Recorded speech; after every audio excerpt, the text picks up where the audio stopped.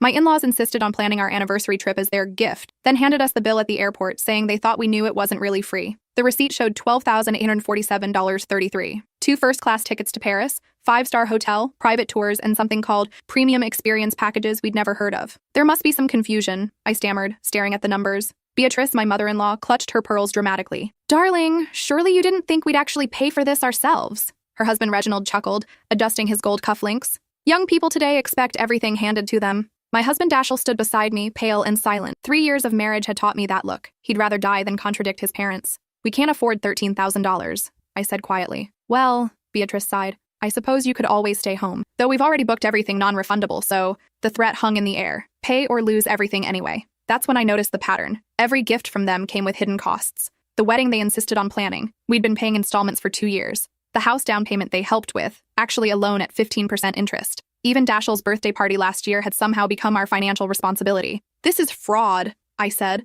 loud enough for nearby travelers to hear. Reginald's face darkened. How dare you accuse us of what? Telling us something was free when it wasn't. That's literally fraud. A gate agent approached, drawn by the commotion. Is everything all right here? Beatrice instantly shifted into victim mode. Our daughter-in-law is having an episode. She's been very unstable lately. I pulled out my phone and opened my banking app. I've been documenting everything for months, I announced. Every fake gift, every hidden fee, every manipulation. The screenshots told the story. Text messages where they called things gifts, followed by invoices.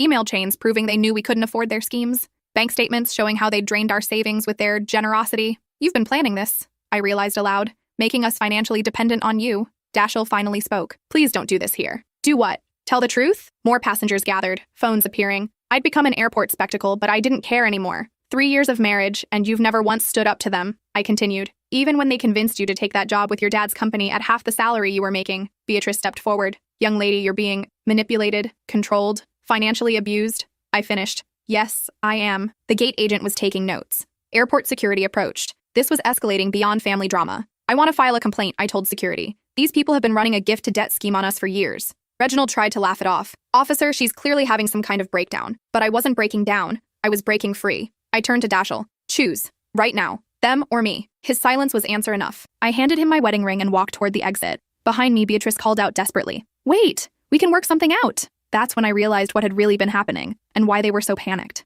I stopped walking and turned back around. The crowd had grown larger, phones still recording. This wasn't just about money anymore. You're broke, aren't you? I said, my voice carrying across the terminal. Beatrice's face went white. Reginald grabbed her arm, but I could see it in their eyes. Terror. That's why you needed us to pay for everything. The wedding, the house loan, all of it. You've been using our credit to fund your lifestyle. I pulled out my phone again, scrolling through bank statements I'd been too trusting to examine closely before. The house down payment you helped with, that was a loan you took out in my name, wasn't it? The 15% interest you're charging us, that's what you're paying the bank. The gate agent stepped closer. Ma'am, are you saying they've committed identity theft? My hands shook as pieces clicked together. The wedding vendors. They kept calling me about overdue payments, but you said you'd handle everything. I looked at my husband. They used our information to book everything, then made us think we owed them. Dashiell's face had gone ashen. That's not... They wouldn't, but even he was starting to see it. How much debt are we in? I asked him directly. How much have they put us on the hook for that we don't even know about? We should discuss this privately, Reginald interjected, his composed mask finally slipping. No, I said firmly. We're discussing it right here, with witnesses.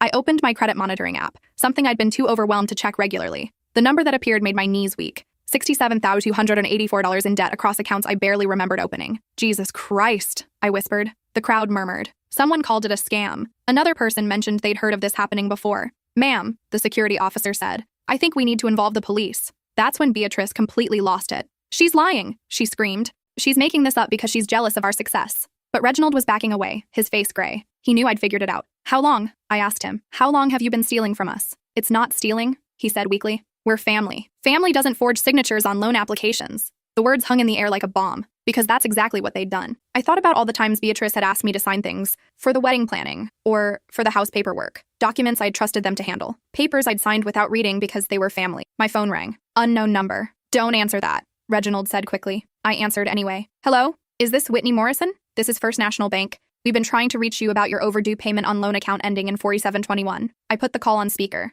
I'm sorry, what loan? The home equity line of credit you opened 6 months ago for $45,000. Your payment is 90 days past due. The airport terminal fell silent around me. I never opened a home equity line of credit, I said clearly. Ma'am, we have your signature on file, along with income verification, and that signature was forged, I interrupted. I'm standing in an airport right now about to file a police report for identity theft. I could hear typing on the other end. Ma'am, I'm going to need to transfer you to our fraud department. The crowd was openly staring now. Daschle looked like he might vomit. How much more? I asked him. How much more don't I know about? He couldn't meet my eyes. That's when airport police arrived. Someone in the crowd had called them. We have a report of identity theft and fraud, the officer said. I handed him my phone with the bank still on the line. They've been using my information to take out loans for 3 years. Beatrice made one last desperate play. Officer, this is a domestic dispute. She's having a mental health crisis. Ma'am, he replied. I can hear the bank representative on the phone. This appears to be a criminal matter. The next few hours blurred together. Police reports, bank calls, security footage requests. The airport fraud unit got involved because it had happened on airport property. Through it all, Daschle sat in a plastic chair, staring at his hands. Did you know?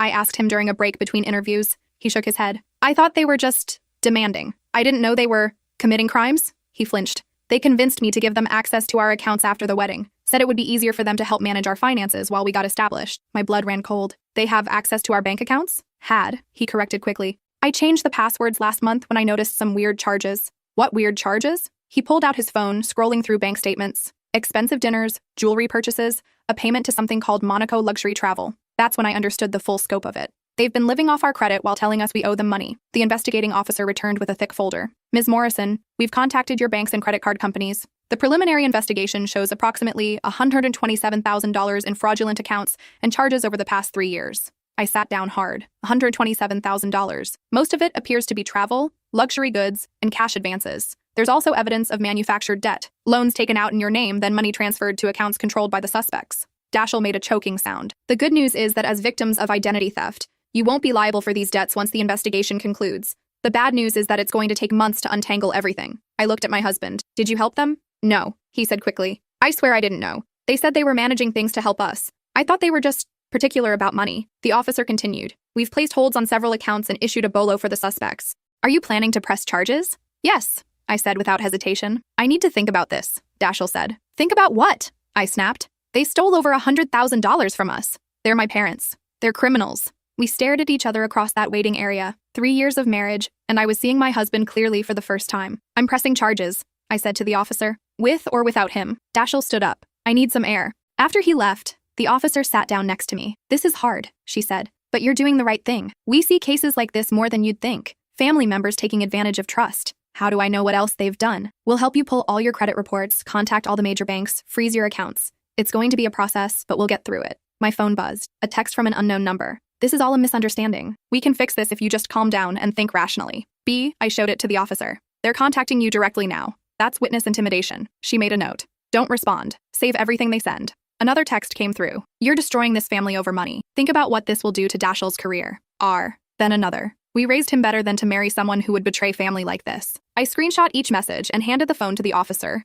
They're not going quietly, she observed. Good, I said. Let them keep digging their hole deeper. Daschle returned an hour later, red-eyed and pale. I talked to my sister, he said. They did the same thing to her and her husband 2 years ago. She thought it was normal family business management. How much did they take from them? About $30,000. She's been paying them back monthly, thinking it was a legitimate family loan. I closed my eyes. This was bigger than just us. There might be others, I said to the officer. She nodded. We'll need to interview other family members. This could be part of a larger pattern. My phone rang again. My sister this time. Whitney, what the hell is going on? Mom just called me crying, saying you're trying to put Daschle's parents in jail. They stole over $100,000 from us, Veronica. They've been using our credit to fund their lifestyle for 3 years. Silence on the other end. Are you serious? Dead serious. I'm at the airport with police right now filing fraud charges. Oh my God, I'm so sorry. Is there anything I can do? Yeah. Don't let them contact you. They're in full damage control mode now. After I hung up, Daschle looked at me with something that might have been respect. You're really doing this, he said. Yes, I am. Even though it means destroying my relationship with my parents. They destroyed it themselves when they decided to steal from us. He was quiet for a long moment. I should have protected you. Yes, you should have. I was so used to them controlling everything.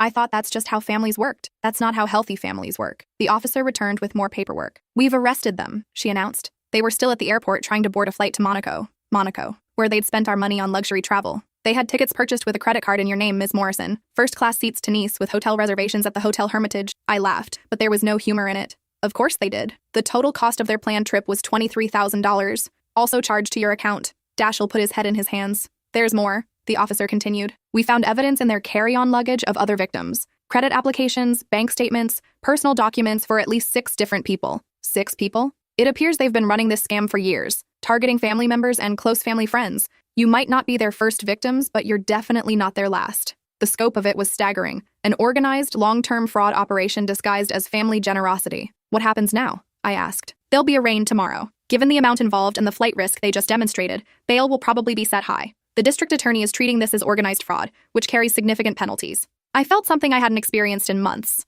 Relief. The investigation will continue for several weeks, she added. We'll need you to work with the fraud departments at your banks and credit card companies. It's going to be time-consuming, but we'll help you through the process. My phone buzzed with another text, this time from Dashiell's sister. Dad just called me from jail. He says you're lying about everything and that he can prove it. I think I believe him. I showed it to Dashiell. Even now, he said sadly. Even with them in jail, she believes them over the evidence. Manipulation doesn't stop just because someone gets arrested. Another text came through, this one from a number I recognized as their lawyer. Ms. Morrison, I represent Reginald and Beatrice Thornfield. I believe we can resolve this matter without criminal charges if you're willing to discuss reasonable terms. I showed it to the officer. Don't respond to that either, she advised. Their attorney is fishing to see if you'll settle. The DA won't drop charges just because you ask them to. Not with this much evidence and this many victims. Good. Dashiell looked at me. Are you sure about this? Once we go down this path, there's no going back. There was no going back the moment they decided to steal from us. My family will never forgive you. Your family are criminals. I'm not looking for their forgiveness. He nodded slowly. What about us? What happens to our marriage?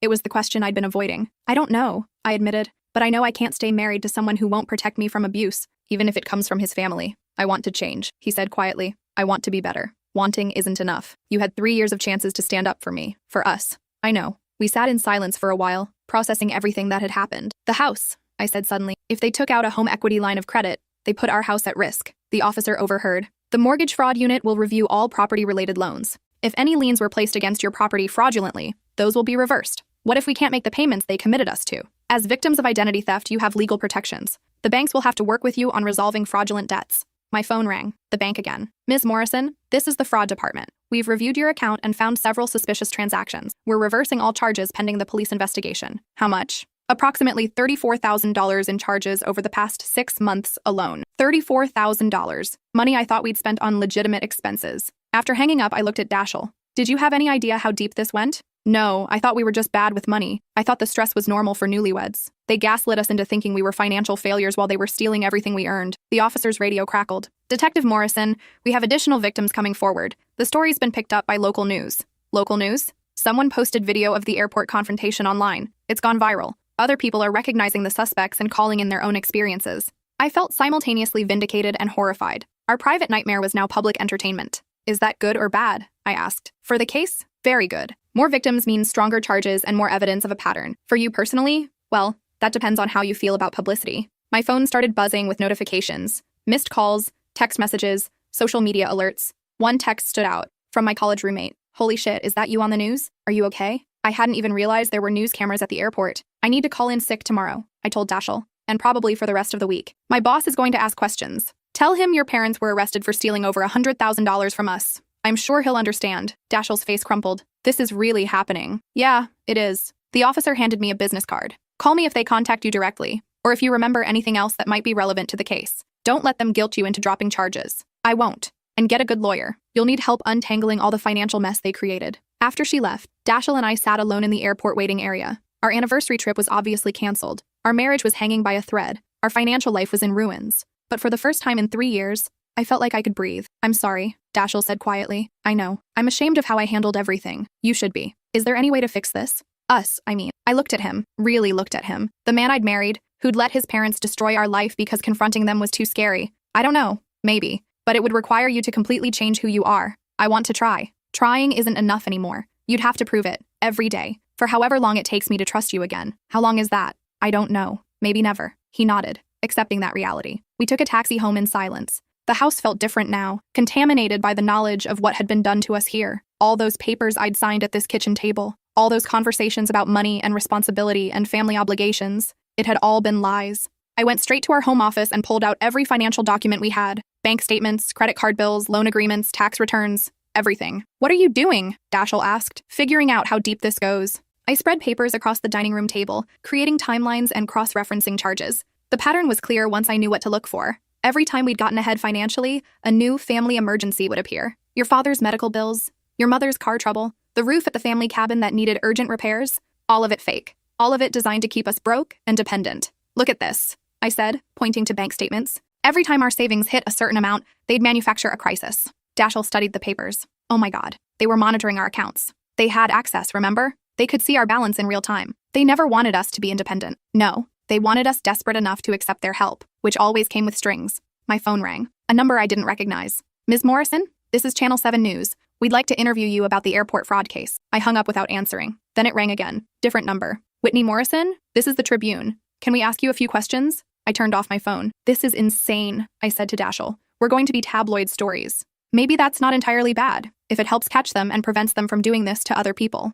It was the first sensible thing he'd said all day. That night, I couldn't sleep. Every noise made me jump. Every shadow looked like someone trying to break in. The house didn't feel safe anymore. Around 3 a.m., I got up and checked all the locks, changed the alarm code, made sure all the windows were secure. Dashiell found me in the kitchen, going through mail we'd ignored for weeks. Can't sleep either? Look at this, I said, holding up an envelope. Pre-approved credit card offer. In my name, postmarked yesterday. So they're still trying to open accounts in my name, even from jail. I ripped open the envelope. Inside was a completed credit card application with my information filled in, my signature forged at the bottom. They mailed this before they were arrested. I realized there might be more. We spent the next 2 hours going through every piece of mail from the past month. We found 3 more credit applications, a loan pre-approval, and something from the investment company about a retirement account I'd never opened. I'm calling the detective, I said. It's 3 in the morning. I don't care, Detective Morrison answered on the second ring. This is getting worse, isn't it? They're still trying to open accounts. We found applications they mailed before being arrested. Bring everything to the station tomorrow. We'll add it to the evidence. How many other people are involved in this? As of tonight, we have 12 confirmed victims. The total amount stolen is approaching $500,000. $500,000? From family and friends. The district attorney is treating this as organized crime now, she continued. RICO charges are possible. What does that mean? Much longer prison sentences. 20 years minimum if convicted. After hanging up, I looked at Dashiell. Your parents are looking at 20 years in prison. Good, he said, surprising me. Good? They destroyed so many people. Not just financially, but look what they did to us. To our marriage, to my relationship with my sister. He was right. The money was just the beginning. They'd poisoned every relationship they touched with their lies and manipulation. I keep thinking about all the times I defended them to you, he said. All the times I made you feel crazy for questioning their motives. You gaslit me just as much as they did. I know. I'm sorry. Sorry doesn't fix anything. We sat in silence, surrounded by evidence of our financial destruction. What happens now? He asked. Now we rebuild, starting with separate bank accounts. Separate accounts? I can't trust you with my money. Not yet. Maybe not ever. The words hurt him. I could see it, but I didn't care anymore. I'm also talking to a divorce attorney tomorrow. Whitney, please. I'm not filing tomorrow. I'm just exploring my options. You should probably do the same. The next morning brought a media circus. News vans lined our street. Reporters knocked on our door every few minutes. Neighbors gathered in clusters, pointing and whispering. My phone had 47 missed calls and 134 unread messages. I can't go to work like this, I said. Me either. We were prisoners in our own home, hiding from cameras and questions. Around noon, my sister called. The story is everywhere, she said. It's on national news now. Great. Actually, it might be good. I've gotten calls from 3 people who think the same thing happened to them with different family members. You've started something. I didn't mean to start anything. I just wanted them to stop stealing from us. Sometimes that's how change begins. By one person saying enough. After we hung up, I realized she was right. This wasn't just about me anymore. It was about a pattern of abuse that happened more often than anyone wanted to admit. The doorbell rang. Through the peephole, I could see it was Detective Morrison. I have updates, she said when I let her in. How many victims now? 23 confirmed, but we think there are more. The total amount is over $800,000. $800,000. Nearly $1 million stolen from people who trusted them. We've also discovered they have property in 3 different states, luxury cars and offshore accounts. This was much bigger than a family scam. Offshore accounts? Cayman Islands and Switzerland. They've been hiding money for years. I sat down hard. These weren't desperate people making poor choices. These were sophisticated criminals running a long-term operation. There's more, the detective continued. We found evidence they were planning to disappear permanently. The trip to Monaco was just the first step. They had documents for new identities waiting there. New identities? They were never planning to pay anyone back. They were going to vanish with everything they stole. The scope of the betrayal was staggering. Not only had they robbed us, they'd planned to abandon us entirely. What about bail? Dashiell asked. Denied. They're considered flight risks and the charges are too serious. They'll remain in custody until trial. How long until trial? 6 months, possibly longer. Cases this complex take time to build properly. After the detective left, I looked at Dashiell. They were going to disappear. Without ever telling us the truth about the debts. We would have spent years paying for things that were never ours. Lost our house, destroyed our credit, all while they were living it up in Europe. The cruelty of it was breathtaking. That afternoon, I finally answered my phone when my boss called. Whitney, I saw the news. Are you all right? Physically, yes. Financially and emotionally, not so much. Take whatever time you need. Your job will be here when you're ready. Thank you. And Whitney, what you did took courage. A lot of people would have just accepted it and tried to pay them back. After hanging up, I realized he was right. I had been brave. For the first time in my marriage, I'd stood up for myself despite the consequences. The consequences turned out to be worth it. Over the next few days, more victims came forward. The story grew. A victims' rights group contacted me about representing everyone in a class action lawsuit to recover damages. Even if they go to prison, the attorney explained, they still have assets that can be seized and liquidated. The money they stole is sitting in accounts and tied up in property. We can get most of it back. How much? Based on what we've discovered so far, probably 80% of what was stolen, maybe more. For the first time since this started, I felt hope. There's something else, she continued. Several major news outlets want to interview you. There's talk of a book deal, maybe a documentary. I just want my life back. This is your life now. Like it or not, you've become the face of family financial abuse.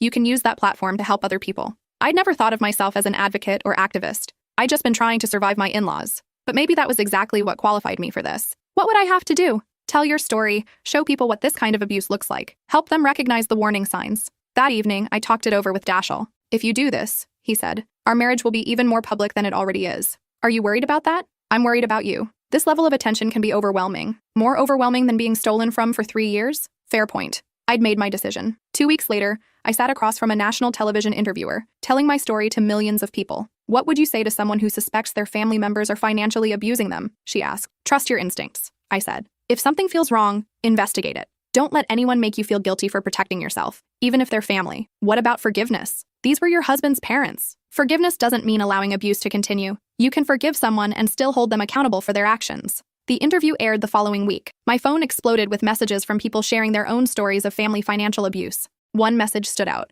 My brother did the same thing to me for 5 years. I thought I was crazy. Watching your story gave me the courage to file my own police report. Thank you. Another. My mother-in-law has been doing this to us. I'm calling a lawyer tomorrow. And another. I'm a prosecutor in Texas. We just opened an investigation into a similar case after seeing your interview. You've started something important. I hadn't just exposed my in-laws. I'd exposed a pattern of abuse that happened everywhere, in families that looked normal from the outside. The book deal came through 2 months later. The publisher wanted me to write about family financial abuse, how to recognize it, how to protect yourself, how to recover. This could help a lot of people, my editor said, and the advance will help you rebuild financially. The advance was enough to pay off most of the remaining fraudulent debt and put us back on solid ground. The trial was scheduled for 8 months away. In the meantime, I had work to do. I started a support group for victims of family financial abuse. We met weekly in a community center conference room, sharing stories and resources. The first meeting had 3 people. By the end of the month, we had 25 regular attendees. It's not just the money, one woman said during a meeting. It's the way they make you doubt your own reality. They make you feel guilty for questioning them, another added.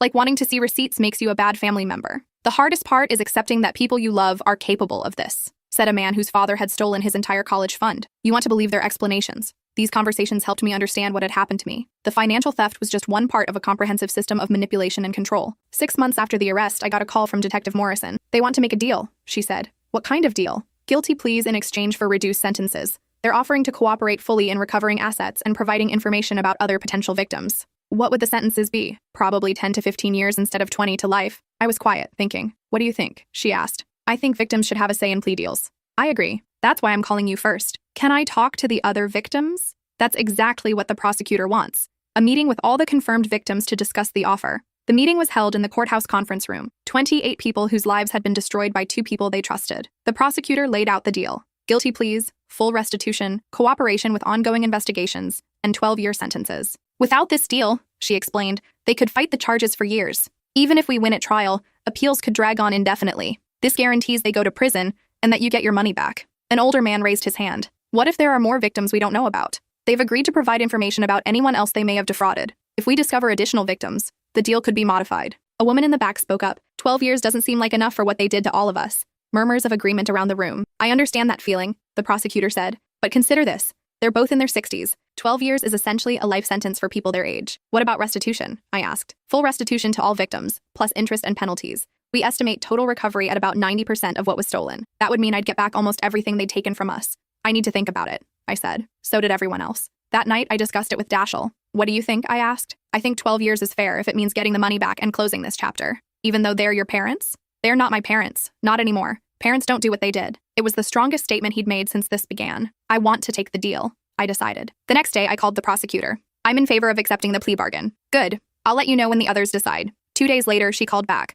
All victims have agreed to accept the deal. The hearing is scheduled for next Friday. The plea hearing was surreal. Seeing my former in-laws in orange jumpsuits handcuffed, admitting their guilt in open court. How do you plead to the charge of conspiracy to commit fraud? The judge asked. Guilty, Beatrice whispered. Guilty? Reginald echoed. The judge accepted their pleas and scheduled sentencing for the following month. Outside the courthouse, reporters swarmed us again. "How do you feel about the guilty pleas?" one asked. "Relieved," I said. "Justice has been served, and now we can all move forward." Any message for other families dealing with similar situations? Yes. Trust your instincts, seek help, and remember that family doesn't excuse criminal behavior. That night, for the first time in months, I slept through the night without anxiety dreams. The sentencing hearing was packed. Each victim had the opportunity to give a victim impact statement. I'd prepared mine carefully. Your Honors, the defendants didn't just steal money from us. They stole our sense of security, our ability to trust, and our peace of mind. They used our love and respect for family against us, weaponizing relationships to hide their crimes. For 3 years, I thought I was failing as a wife and daughter-in-law. I thought our financial struggles were my fault. They gaslit me into believing that their theft was my inadequacy. The damage goes beyond dollars. They cost me 3 years of my life, nearly destroyed my marriage, and left me with trauma that I'm still working through in therapy. But I want them to know that they failed in their ultimate goal.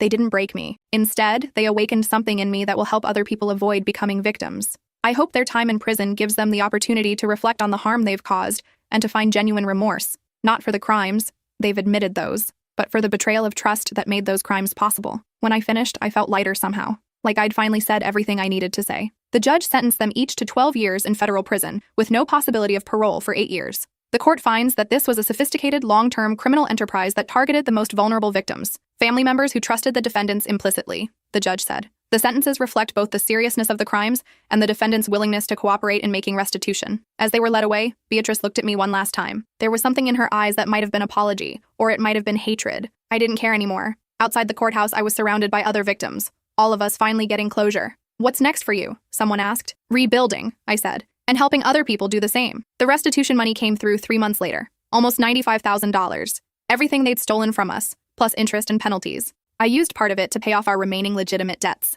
The rest went into a savings account that only I controlled. My book was published 8 months later. Stolen Trust, A Family's Fight Against Financial Abuse, became a bestseller and was optioned for a documentary. More importantly, it started conversations. Support groups formed in dozens of cities. Legislation was introduced in several states to strengthen protections against family financial abuse. I testified before Congress about the need for better oversight of family financial arrangements and stronger penalties for identity theft within families. The current system assumes that family members act in good faith, I told the committee. But predators know that family ties can be exploited. We need laws that recognize this reality. The bill I supported passed 6 months later. As for my marriage with Dashel, that took longer to rebuild. We went through months of couples therapy, working through years of enabling and resentment. "I need you to understand that you were complicit," our therapist said to him during one session. "Not in the criminal acts, but in the emotional manipulation that made them possible." "I know," he said. "I've been thinking about it constantly. What have you concluded?" "That I was more afraid of disappointing my parents than of failing my wife. And now?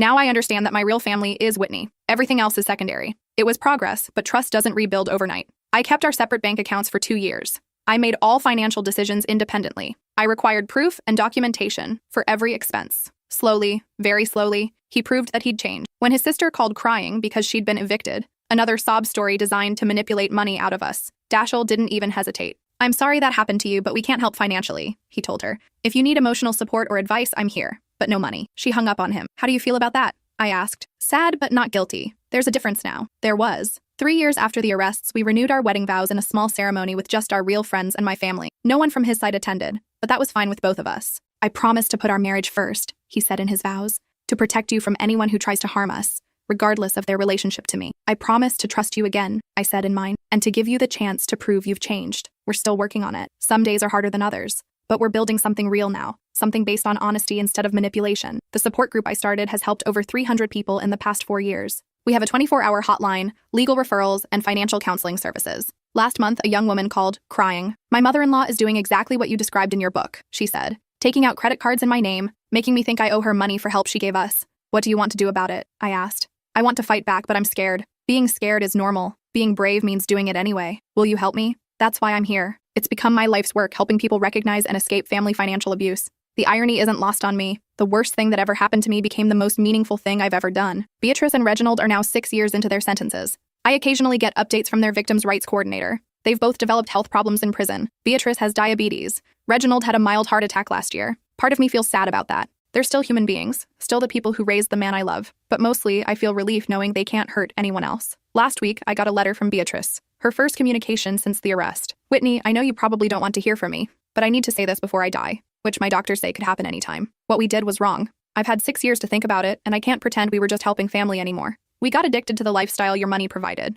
At first, it was just borrowing against future gifts we planned to give you. But then it became a way to live beyond our means without admitting we were broke. I know this doesn't excuse anything. I know saying sorry doesn't give you back the years we stole from your marriage or the stress we caused. But I want you to know that seeing what we did to you and Dashiell is the worst thing about being in here. Worse than the prison itself. You deserved better from us. You deserved a family that supported your marriage instead of destroying it. I hope you can forgive us someday. Not for our sake, but for yours. Carrying anger is heavy. I'm proud of what you've built from the wreckage we caused. You turned our worst into your best. Please take care of Dashiell. He's a good man who made bad choices because of how we raised him, but he's different now. I can see it in his letters. With regret and respect, Beatrice, I read the letter 3 times, then put it in my desk drawer. I'm not ready to forgive them yet. Maybe I never will be. But I understand now that forgiveness is separate from justice. They're paying the price for their crimes. Whether I forgive them is about my healing, not their punishment. For now, I'm focused on moving forward. This month marks the 5th anniversary of that day in the airport when everything changed. 5 years since I decided to stop being a victim and start being a survivor. Tomorrow, we're flying to Paris. The trip we never took because of their scam. We saved up and planned it ourselves this time, with no hidden costs or secret agendas. Just 2 people who've learned to build a marriage on truth instead of lies. Taking the honeymoon we should have had years ago. The plane tickets are in my name only. The hotel is booked with my credit card. The money came from my separate account that nobody else controls. I'm finally free, and that freedom is worth more than any amount they could have stolen. My sister faked panic attacks to steal my life, so I gave her a real reason to panic. It started when we were 16. Celeste discovered that hyperventilating and clutching her chest got her exactly what she wanted. Attention, sympathy, and most importantly, my parents' complete focus. The first episode happened during my piano recital. I'd practiced Chopin's Ballad No. 1 for months. Just as I reached the climactic passage, gasps erupted from the audience. Celeste was on the floor, convulsing dramatically, while Mom and Dad rushed to her side. By the time paramedics arrived, she'd miraculously recovered. I was just so overwhelmed by how beautiful the music was, she whispered, tears streaming down her face. Everyone cooed about her sensitive nature. I finished my piece to an empty auditorium. Over the next 2 years, her panic attacks struck with surgical precision. My graduation speech? Panic attack. My college acceptance celebration? Panic attack. My first date with Reed? Massive panic attack that required a hospital visit. Each time she emerged as the fragile flower who needed protecting. Meanwhile, I became the selfish sister who couldn't understand mental health struggles. The breaking point came when Reed broke up with me. Your family drama is too much, he said. Celeste needs someone stable in her life, not someone who competes with her illness. That night, I found Celeste's hidden journal. Page after page detailed her performance schedule.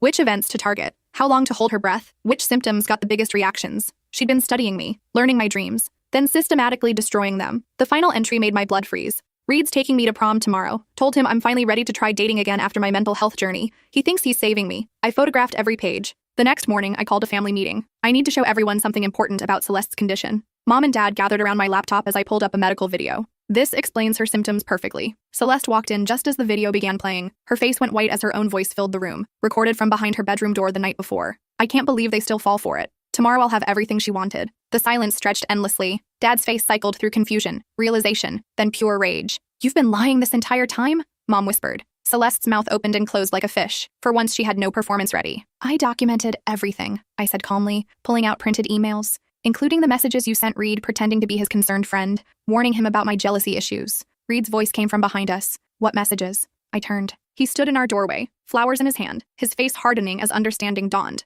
The messages saying I was sabotaging Celeste's recovery? That came from you? Celeste finally found her voice. I can explain. With another panic attack? I interrupted. Because I should mention, I also have the receipts from your acting classes. The ones where you learned breathing techniques to fake hyperventilation. Dad stood slowly. Get out. Daddy, please, get out of my house. For the first time in years, Celeste experienced genuine panic. Her breathing became erratic, not controlled like before. Real terror flickered in her eyes as her perfect world crumbled. But that was just the beginning. 3 days later, I received a text from an unknown number. You have no idea what you've unleashed. Some secrets are buried for good reasons. I stared at the message, my blood running cold. The number wasn't in my contacts, but something about the phrasing felt familiar. Too familiar. I screenshotted it immediately and forwarded it to Reed, who'd been checking on me since the truth came out. His response was instant. That's not from Celeste. She's been staying with your Aunt Margaret across town. I saw her there yesterday. My stomach dropped. If it wasn't Celeste, then who? I spent the next hour trying to trace the number, but it led nowhere. A burner phone, probably. The message gnawed at me. What secrets? What had I unleashed? That evening, Mom knocked on my bedroom door. Her eyes were red-rimmed,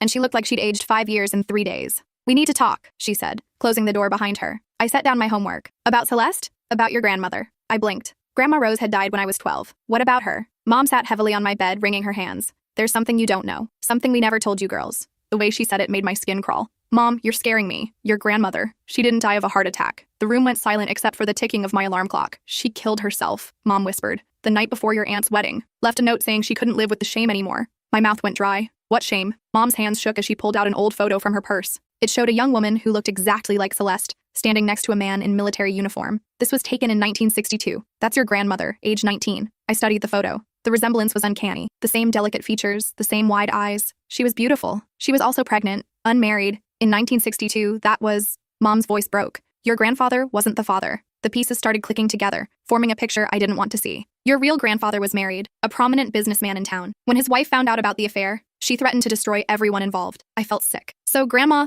told everyone the baby died, gave your uncle up for adoption, and married your grandfather 6 months later. No one ever knew. Uncle? I stared at the photo again. You mean your father's brother, Kenneth? He's been looking for his birth family for 40 years. The room spun. Uncle Kenneth, Dad's business partner, family friend, the man who'd been at every birthday party and holiday dinner my entire life. He doesn't know, Mom continued. But someone does. Someone sent your grandmother letters for years, threatening to expose the truth. She paid thousands in blackmail money. My hands were shaking now. The same person who texted me? I don't know. Maybe. After she died, the letters stopped. We thought it was over. Until now. Mom nodded miserably. When you exposed Celeste's lies, you proved that secrets in this family eventually come to light. Someone's afraid their secret might be next. I stared at the photo, my mind racing. Who else knows about this? Just your father and me, and whoever was blackmailing your grandmother. What about the businessman? The real father? Mom's face darkened. He died 5 years ago. But his family, they're still very powerful in this town. His son owns half the real estate here. The name hit me like a physical blow. Victor Harrington. Mom's eyes widened. How do you know that name? He's Reed's uncle. He came to our graduation party last month. I remembered the older man with cold eyes who'd cornered me by the punch bowl, asking strange questions about our family history. Oh God. Mom pressed her hands to her face. If Victor knows, he's the one who's been threatening Grandma all these years. I finished. And now he's coming after us. We sat in stunned silence. Outside, a car door slammed. Mom froze. That's your father, she whispered. We can't tell him. Not yet. If he finds out Kenneth is his half-brother. The front door opened. Dad's voice echoed up the stairs. Anyone home? I brought Chinese food. Mom squeezed my hand. We need more proof before we say anything. Promise me. I nodded, though my mind was already spinning with plans. I promise. But as Mom left my room, I was already pulling out my laptop. If Victor Harrington thought he could intimidate me like he had my grandmother, he was about to learn a very painful lesson. I spent the next 3 hours researching everything I could find about the Harrington family. Victor's father, Thomas Harrington, had indeed been a prominent businessman in the 1960s. Married to Eleanor Harrington, no children of their own until Victor was born in 1963, 9 months after the photo of my grandmother was taken. But that wasn't the most interesting thing I discovered. Thomas Harrington had died in a car accident in 2019. The police report was publicly available and it painted a disturbing picture. He'd been driving erratically, blood alcohol level 3 times the legal limit at 2 in the morning on a Tuesday. But the toxicology report showed something else. A powerful sedative in his system, one that didn't mix well with alcohol. The case had been closed as accidental death, but the investigating officer had noted several inconsistencies. Thomas's wallet was missing. His car's GPS showed he'd made an unscheduled stop at an address that belonged to a storage facility. I dug deeper. The storage facility was owned by a shell company, which was owned by another shell company, which eventually traced back to Victor Harrington himself. My phone buzzed. Another text from the unknown number. Stop digging or you'll end up like your grandmother. This time, I didn't forward it to Reed. Instead, I screenshotted it and saved it to a secure folder. Then I kept digging. The deeper I went, the clearer the picture became. Victor hadn't just inherited his father's business. He'd inherited his father's secrets, and apparently his father's willingness to eliminate threats. But there was something Victor didn't know. Something that would destroy him completely if it ever came to light. According to the documents I'd found, Thomas Harrington hadn't just had an affair with my grandmother. He'd had multiple affairs, with multiple women, resulting in multiple children he'd never acknowledged. One of those children was currently serving as the district attorney. Another was the police chief, who'd closed the investigation into Thomas's death. And a third was Judge Patricia Morrison, who'd presided over several cases involving the Harrington family's business interests. Victor had been using his half-siblings' positions to cover up his crimes for years, none of them knowing they were related. But if they found out, I smiled grimly and started making a list. The next morning brought another threatening text. Last warning, some secrets are worth killing for. This time, I was ready. I'd spent the night creating multiple backups of all my research, uploading them to secure cloud servers with timed releases. If anything happened to me, the truth would come out automatically. But I wasn't planning to be a victim. I was planning to be a hunter. My first stop was the public library. I needed access to archived newspaper records that weren't available online. The librarian, Mrs. Patterson, had been working there for 40 years and knew where every document was buried. I'm doing a research project on local history, I told her, specifically about prominent families in the 1960s. She led me to the basement archives, dusty boxes filled with yellowed newspapers and forgotten photographs. Within an hour, I'd found what I was looking for. A society page photo from December 1962 showing Thomas Harrington at a charity gala. In the background, barely visible, was my grandmother. But she wasn't alone. She was standing next to a young woman who looked remarkably familiar. I studied the photo more closely. The woman had the same angular features as Judge Morrison, the same distinctive nose as the police chief. They were all there. All of Thomas's illegitimate children, captured in one photograph, none of them knowing they were siblings. But the most shocking discovery came when I found Thomas Harrington's obituary from 2019. Listed among his survivors was a previously unknown daughter, Patricia Morrison of the local judiciary. The obituary had been printed for exactly 1 day before being corrected to remove Patricia's name. Someone had tried to bury that connection quickly. I photographed everything and drove home, my mind racing with possibilities. That afternoon, Reed showed up at my door. His face was grim. "We need to talk," he said. "About my Uncle Victor." I led him to my room and showed him everything I'd found. His face grew paler with each revelation. "Jesus," he whispered when I finished. "I always thought he was creepy, but this..." "You've been around him your whole life," I said. "Have you ever noticed anything suspicious? Anything that might help us?" Reed was quiet for a long moment. "There was this one time when I was about 14. I went to his house unannounced and heard him on the phone. He was screaming at someone about money, saying he'd already paid enough to keep quiet about the old man's mistakes." "When was this?" "Right around the time that Judge ruled in favor of his development project, the one that destroyed the wetlands preserve." Another piece clicked into place. Judge Morrison. He was bribing her without either of them knowing they were related. "There's something else," Reed said slowly. "He keeps a safe in his home office. I saw him opening it once when I was supposed to be sleeping. It was full of files and what looked like photographs." I felt a surge of excitement. "Could you get access to it?" "Maybe. He's going out of town this weekend for some business conference. He usually asks me to house sit." Reed. "No, it's too dangerous." But Reed's jaw was set with determination. "He's been terrorizing your family for decades. And if you're right about what he did to his father..." I grabbed his hands. "If we do this, we do it right. We document everything, we make copies, and we have an exit strategy." "Agreed." That evening, I received a call from Mom. Her voice was shaking. "Someone broke into your grandmother's storage unit," she said. "The police said it looked like they were searching for something specific." My blood ran cold. What was in there? Just old photos and documents. Things she couldn't bear to throw away after your grandfather died. Was anything missing? That's the thing. We don't know. We never inventoried it properly. I thought about the GPS record showing Thomas Harrington's final stop at a storage facility. "Mom, I need you to tell Dad everything. Tonight." "But..." "No buts. Victor Harrington is escalating. We need Dad to know what we're dealing with." There was a long pause. "You're right. He deserves to know about Kenneth. And about the threats. All of them." After I hung up, I sat in my room staring at my phone. 3 more texts had come in from the unknown number. "Your grandmother begged for mercy before she swallowed those pills. Your parents will be next if you don't stop. Then it will be your turn." Each message was more explicit than the last. Victor was losing control, getting sloppy. That was good. Desperate people made mistakes, but it also meant he was getting more dangerous. I forwarded the messages to a new email account I'd created, then deleted them from my phone. Let Victor think his threats were working. Let him believe I was backing down. The next day at school, I noticed I was being followed. A black sedan with tinted windows stayed exactly 3 cars behind me on my way home. When I stopped at a red light, the driver, wearing sunglasses and a baseball cap, turned away. I took a detour through the mall parking lot and lost them near the food court. But the message was clear. Victor was having me watched. That evening, Dad came home early. He looked haggard, older somehow. Mom must have told him everything. "We need to have a family meeting," he announced. I found them in the living room, holding hands like they were bracing for impact. "Your mother told me about the threats," Dad said without preamble. "And about Kenneth." I sat across from them, studying Dad's face. He looked shell-shocked but determined. "I called Kenneth this morning," he continued. "Told him everything. At first, he didn't believe it. Then I sent him copies of the documents your mother had. How did he react? He's been searching for his birth family his whole life. Finding out his mother was..." Dad's voice broke. "Finding out what she went through because of Thomas Harrington? He's angry," Mom finished. "Furious. He wants to help us stop Victor."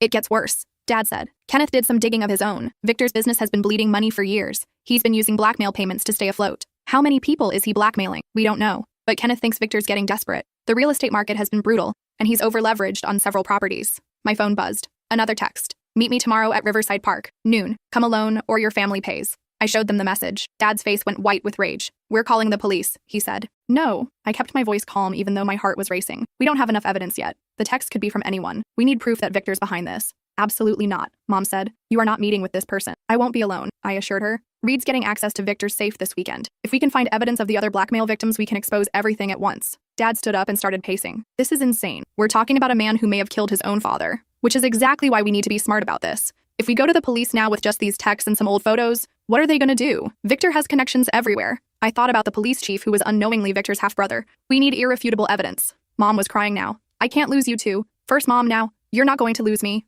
I knelt beside her chair. "But we can't let him keep terrorizing people. Grandma died because she was too afraid to fight back. I'm not making the same mistake." The next morning, I drove to Riverside Park with my phone recording everything. I'd also left detailed instructions with Reed about what to do if I didn't return. Victor was waiting by the duck pond, feeding breadcrumbs to a small group of mallards. He looked like any other grandfather enjoying a peaceful morning. The illusion shattered the moment he saw me. "You're a foolish girl," he said without looking up. "Just like your grandmother. What do you want?" "I want you to stop digging into things that don't concern you." He tossed the last of the breadcrumbs and turned to face me. His eyes were cold, reptilian. "Your grandmother understood the value of keeping quiet. You should learn from her example." "You mean the example where you tormented her for 30 years until she killed herself?" Victor's smile was chilling. Rose made her choice. She chose to protect her family's reputation rather than face the consequences of her actions. Her actions? She was 19 and pregnant. Your father was a married man who took advantage of her. My father was a great man who made one mistake. Your grandmother tried to destroy his legacy. I pulled out my phone and showed him the photos I'd found. You mean the legacy where he abandoned multiple children and used his position to cover up his crimes? Victor's composure cracked slightly. You don't know what you're talking about. I know about Patricia Morrison, and Police Chief Williams, and District Attorney Chen. I'd spent the morning confirming the DNA connections through public records and birth certificates. I know they're all your half-siblings, and I know you've been using their positions to protect yourself. Prove it. I don't have to. I just have to tell them. How do you think Judge Morrison will react when she learns you've been bribing her with her own inheritance money? How will the police chief feel when he discovers you've been manipulating his investigations? Victor stepped closer, and I fought the urge to back away. You're playing a dangerous game, girl. So are you, and you're losing. His hand moved toward his jacket, and for a terrifying moment, I thought he might have a weapon. Instead, he pulled out an old photograph. It showed my grandmother, visibly pregnant, standing next to Thomas Harrington. But in the background was someone else. A young woman in a nurse's uniform. Do you know who this is? Victor asked. I stared at the photo, my heart sinking. The woman looked exactly like my mother, but older. Too old to be mom in the 1960s. Your grandmother, Victor said, enjoying my confusion. Your mother's mother. She was the nurse who helped arrange the adoption. She knew everything. The implications hit me like a freight train. If my maternal grandmother had been involved in the cover-up, she's still alive, Victor continued, living quietly in Sunset Manor, has been for 40 years, keeping her mouth shut about what she helped cover up. My head was spinning. You're lying. Visit her yourself. Ask her about the night she helped deliver Kenneth. Ask her about the money Thomas paid her to falsify the birth records. Victor started walking away, then paused. Your family has been benefiting from my father's generosity for generations. Every scholarship you've received, every job your parents have gotten, all of it traces back to Thomas Harrington's estate. I stood frozen by the duck pond as the full scope of the conspiracy became clear. We weren't just victims of Victor's blackmail scheme, we were accessories to it. That afternoon, I drove to Sunset Manor with shaking hands. The nurse at the front desk directed me to room 237, where my maternal grandmother, who I'd been told died when I was a baby, was sitting by the window in a wheelchair. She looked up when I entered and her face went white. Dear God, she whispered. You look just like Rose. I sat across from her, studying the face I'd never seen before. Grandma Eleanor? I wondered when this day would come. Her voice was weak but clear. When someone would finally ask the right questions. Tell me everything. Eleanor's story unfolded slowly, painfully. She'd been a young nurse in 1962 when Thomas Harrington brought my pregnant grandmother to the private clinic where she worked. The arrangement was simple. Deliver the baby, falsify the records to show it had died, and arrange a quiet adoption. Thomas paid me more money than I'd ever seen, she admitted. Enough to buy a house, send your mother to college, start a new life. And in exchange, I kept quiet. About the baby, about the other babies, about everything Thomas and his family did. Other babies? Eleanor nodded sadly. Rose wasn't the only one. Thomas had a pattern. Young women, usually from poor families, who couldn't afford to say no. My stomach churned. How many? Over the years? At least a dozen, maybe more. I thought about all the powerful people in town who had unexplained rises to prominence, who seemed to have Victor's protection. And Victor knew about all of them? Victor inherited more than his father's business. He inherited his father's insurance policy. Eleanor reached into her nightstand and pulled out a worn manila envelope. I've been keeping these for 60 years, waiting for someone brave enough to use them. Inside were dozens of photographs, birth certificates, payment records, and letters. Evidence of Thomas Harrington's systematic exploitation of vulnerable women and Victor's continuation of the family business. Why didn't you ever come forward? Eleanor's eyes filled with tears. Because I was guilty too. I helped them, took their money, lived off their blood money for decades. But you saved the evidence. I knew someday someone would need it. I just hoped it would be before I died. I carefully photographed each document, my hands trembling with rage and determination. What about my parents? Do they know you're alive? Your mother visits every few months. She knows I helped arrange Kenneth's adoption, but not about the rest of it. Victor threatened her, didn't he? That's why she never told me about you. Eleanor nodded. He said if anyone in your family ever spoke about me or what I knew, he'd destroy you all. Use his connections to plant evidence, ruin your father's business, make sure you never got into college. I understood now why my parents had been so terrified when the threatening text started. They'd been living under Victor's thumb their entire adult lives. Not anymore, I said, standing up. It ends now. That evening, Reed texted me. I'm in. Victor left an hour ago. The safe is open. My heart pounded as I drove to the Harrington estate. Reed met me at the back door, his face grim. You need to see this, he said, leading me to Victor's study. The safe was indeed open, revealing stacks of files, photographs, and what looked like financial records. But it was the wall behind the safe that made me gasp. Dozens of photographs were pinned to a corkboard. Surveillance photos of the judge, the police chief, the district attorney, and other prominent citizens. Each photo was labeled with dates, locations, and cryptic notes. He's been stalking all of them, Reed said, building dossiers, looking for leverage. I started photographing everything, working as quickly as possible. The files were organized by victim, each containing evidence of Thomas's crimes and Victor's ongoing exploitation. But the most damning evidence was in a leather-bound ledger, page after page of blackmail payments, political favors, and cover-ups spanning 60 years. Jesus Christ, I breathed, reading through the entries. He's been controlling this entire town. Reed was sorting through a box of cassette tapes. These are labeled with names and dates going back to the 1980s. I grabbed one labeled Morrison, 1995, and found an old cassette player on Victor's desk. Patricia Morrison's voice filled the room. I can't keep ruling in your favor, Victor. People are starting to notice. Then perhaps you'd like me to share some family history with your colleagues. I'm sure they'd be fascinated to learn about your real parentage. You bastard. You know, I didn't know. Ignorance isn't an excuse, dear sister. You've been taking money from our father's estate your entire career. How do you think that will look to the Judicial Review Board? I stopped the tape, my hands shaking. Victor had been blackmailing his own sister for decades, keeping her in line with threats of exposure. Reed found similar tapes for the police chief and district attorney. Each one showed Victor manipulating them with the same combination of family secrets and financial leverage. But the most horrifying discovery was in a file labeled Future Assets. It contained detailed plans for expanding the blackmail operation. Victor had been researching the children and grandchildren of Thomas's victims, looking for new people to exploit. My name was on the list. So was Celeste's. Victor had been planning to use our grandmother's suicide as leverage against our entire family, keeping us under his control for the next generation. We need to get out of here, Reed said, checking his watch. He'll be back soon. I grabbed as many files as I could carry and followed Reed toward the door. But as we reached the hallway, we heard the sound of a car in the driveway. Shit, Reed whispered. He's early. We ran for the back door, but it was too late. Victor's voice echoed from the front of the house. Reed, are you here? Reed shoved the files into my hands. Go. I'll distract him. I'm not leaving you. Go. Get this to the police. I'll be fine. I hesitated for a moment, then kissed him quickly and slipped out the back door. As I ran through the darkness toward my car, I could hear Victor's voice getting louder, angrier. I drove straight to the police station, my mind racing, but as I pulled into the parking lot, I realized the problem. Police Chief Williams was one of Victor's victims. How could I trust him with this evidence? Instead, I drove to the office of the local newspaper. If I couldn't trust the police, I'd take it directly to the press. The night editor, a tired-looking woman named Janet, listened to my story with growing amazement. When I showed her the photographs and documents, her eyes lit up. This is huge, she said. But we need to verify everything before we can publish. How long will that take? At least a week, maybe more. We don't have a week. Victor's getting desperate. He might try to destroy evidence or hurt someone. Janet thought for a moment. There's another option. The state attorney general has been investigating corruption in local government. If we give them this evidence, they can act immediately. Exactly. And they have the authority to override local law enforcement. I agreed immediately. Janet made copies of everything while I called the state AG's emergency hotline. Within an hour, 2 investigators were on their way. But as I sat in the newspaper office waiting for them to arrive, my phone rang. It was Reed.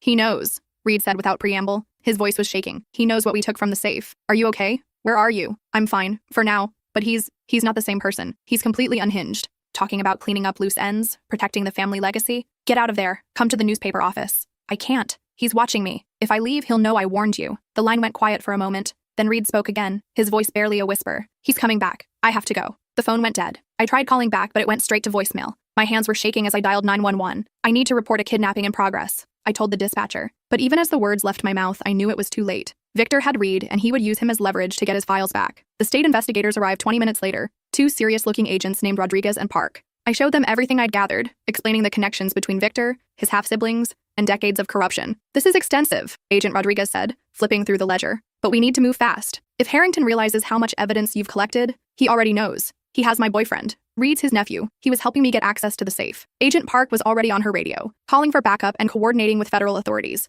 We're treating this as a hostage situation. Can you take us to the Harrington property? I nodded, my heart pounding. As we drove through the dark streets, I couldn't stop thinking about Reed. He'd risked everything to help me, and now he was paying the price. The Harrington estate was dark when we arrived, except for a single light in Victor's study. Agent Rodriguez positioned officers around the perimeter while Agent Park and I approached the front door. Victor Harrington, Agent Rodriguez called through a bullhorn. This is the State Attorney General's office. We have a warrant for your arrest. Send out Reed Morrison and surrender yourself. The response was immediate. Every light in the house went out. He's making a run for it, Agent Park said into her radio. All units converge on the back of the property. But Victor wasn't running. He was waiting. The explosion came without warning, a brilliant flash that turned night into day. The study windows blew outward in a shower of glass and debris. Jesus Christ, someone screamed. He's destroying the evidence. I started running toward the house, but Agent Park tackled me to the ground. Stay down, there might be more. Through the smoke and chaos, I could see flames spreading through the first floor. If Reed was still inside. We need to get in there, I told Agent Park. The fire department's on the way. We can't risk. She was cut off by the sound of breaking glass from the second floor. A figure appeared in the window. Reed, frantically waving his arms.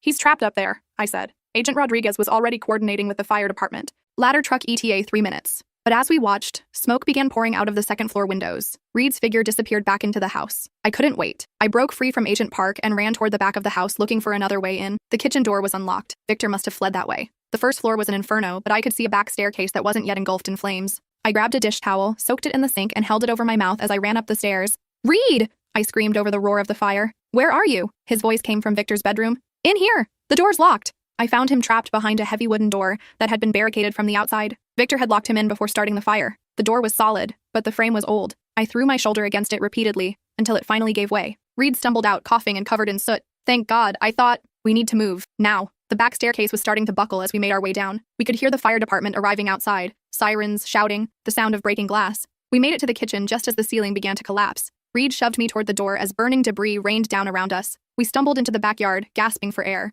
Paramedics rushed over to check us for smoke inhalation while firefighters battled the blaze. Did you see Victor? Agent Rodriguez asked as soon as the paramedics cleared us to talk. No, Reed said. He locked me in the bedroom around midnight. Said he had some business to take care of. Next thing I knew, the house was on fire. His car's still in the driveway. Agent Park reported. But we found tracks leading into the woods behind the property. I thought about the storage facility mentioned in Thomas Harrington's GPS records. There's a storage unit downtown. That's where he might go. Agent Rodriguez radioed the information to other units while we watched the Harrington mansion burn. 60 years of family history going up in smoke, along with evidence of countless crimes. But not all the evidence. The copies I'd made were safe at the newspaper office. As dawn broke, Agent Park received a call. They found him, she told us. Victor Harrington was discovered at the storage facility, dead from an apparent heart attack. Reed and I looked at each other. After everything Victor had done, after all the lives he'd destroyed, it seemed almost anticlimactic. What about the storage unit? I asked. Full of documents, financial records, blackmail material, evidence of the original crimes from the 1960s. Agent Park smiled grimly, more than enough to prosecute anyone who was complicit. Over the next few weeks, the story exploded across state and national news.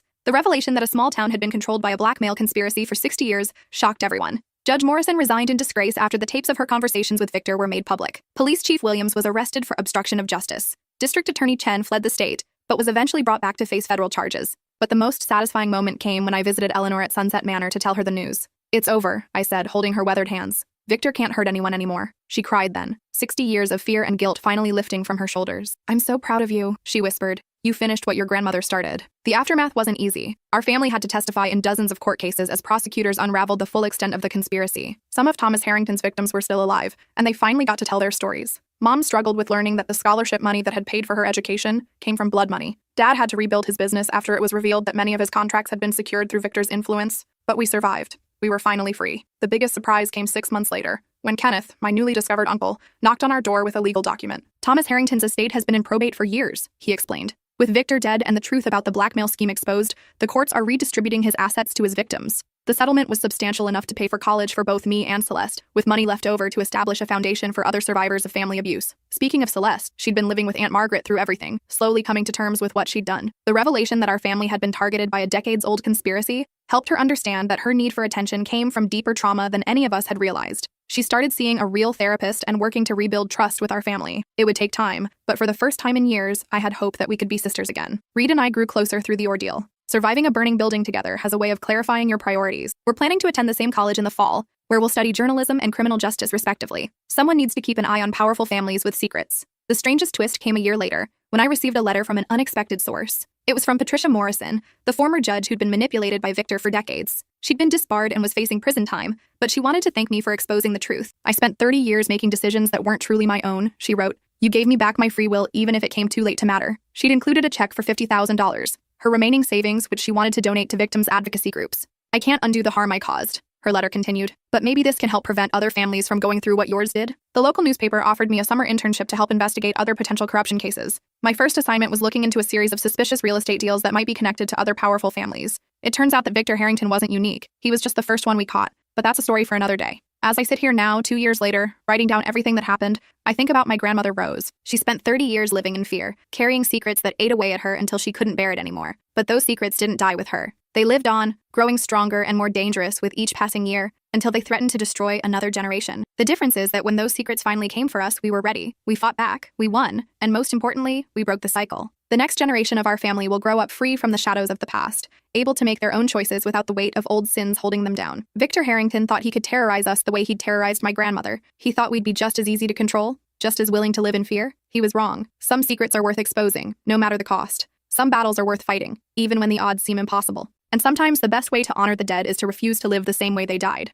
My grandmother never got the chance to fight back, but I did, and I made sure it counted. The last text I ever received from the unknown number came 3 days after Victor's death, but this time, it wasn't a threat. It was from Reed, using Victor's old phone he'd found in the wreckage. You did it. Grandma Rose would be proud. I saved that message. Some secrets are worth keeping after all. Epilogue. 5 years have passed since the night I exposed my sister's lies and accidentally unraveled a 60-year conspiracy. I'm finishing my senior year at Northwestern, where I've been writing investigative pieces for the campus newspaper. Reed graduated last year and is working as a researcher for the Chicago Tribune's investigative team. Celeste transferred to a small liberal arts college in Oregon, where she's studying psychology and working with a trauma counselor. We video chat every Sunday now, slowly rebuilding our relationship. She's been dating a guy named Marcus for 8 months, the first relationship she's had where she hasn't felt the need to manipulate or perform. Mom and Dad sold the house in our hometown and moved to a smaller city where Dad opened his own consulting firm. They seem lighter somehow, freed from the weight of secrets they'd carried for decades. Kenneth has become like a true uncle to us, hosting family dinners and spoiling us the way he never got to do with his own children. His wife passed away years ago, and he never remarried, but he says having family again has given him new purpose.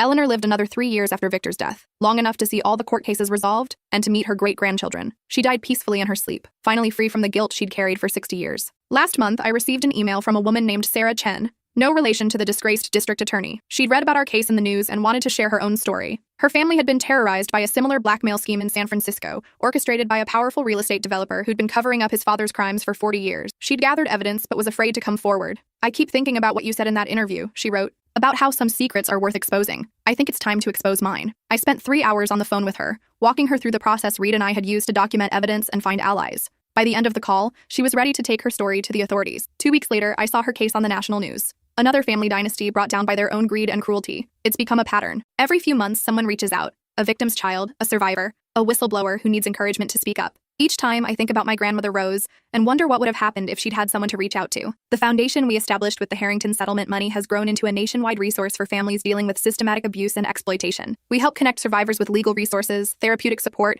and investigative journalists who specialize in exposing corruption. Reed and I got engaged last month. He proposed at the site where my grandmother's house used to stand, now a small memorial garden that the city created to honor victims of family violence. "She would have loved you," I told him as we stood among the roses planted in her memory. "I wish I could have met her," he replied, "but I'm glad I get to love her granddaughter." Our wedding is planned for next summer. Celeste will be my maid of honor, and Kenneth will walk me down the aisle alongside Dad. Eleanor's great-grandchildren, kids who will grow up knowing the full truth about their family history, will be our flower girls and ring bearers. It will be the first major family celebration we've had without secrets, without someone lurking in the shadows with leverage over our happiness. Sometimes I still wake up thinking about that night when everything started, when I found Celeste's journal and realized how systematically she'd been destroying my life. If I hadn't decided to fight back, if I'd just accepted her manipulation and moved on, Victor would still be pulling strings from the shadows. Our family would still be trapped. Other families would still be suffering. The truth would still be buried. But I did fight back. We all did. And in the process, we discovered that the strongest weapon against systematic abuse isn't silence or compliance. It's refusing to be silenced. It's demanding accountability. It's choosing to expose uncomfortable truths rather than live comfortable lies. My grandmother Rose never got that choice, but she made sure her granddaughter would,